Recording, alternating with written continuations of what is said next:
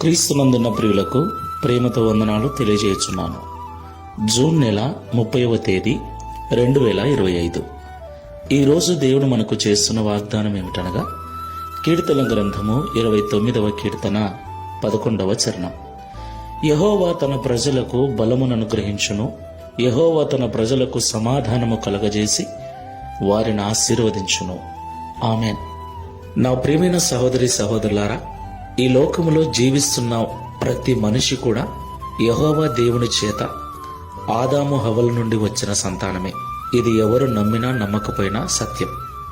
అయితే ఈ లోకంలో ఉన్న వారందరూ దేవుని పిల్లలైనప్పటికీ ఆ దేవుడు ఎవరని గ్రహించి పరిశీలించి ఆ దేవుని లెక్కలో మనం ఉన్నందున మనము యెహోవాను దేవునిగా కలిగి జీవిస్తూ ఉన్నాం. ఆయనే మన సృష్టికర్త, ఆయనే మన నిర్మాణకుడు, ఆయన గొర్రెలం మనం.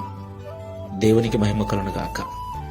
అయితే ఈ లోకంలో ఆయన పిల్లలుగా జీవిస్తున్న మనకు సుఖ జీవితం ఏమీ లేదు. ఏదో నింద, ఏదో మాట, ఏదో అవమానము, ఏదో ఒక ఇబ్బంది, ఏదో ఒక అనారోగ్య పరిస్థితి ఎప్పుడూ వెంటాడుతూనే ఉన్నాయి.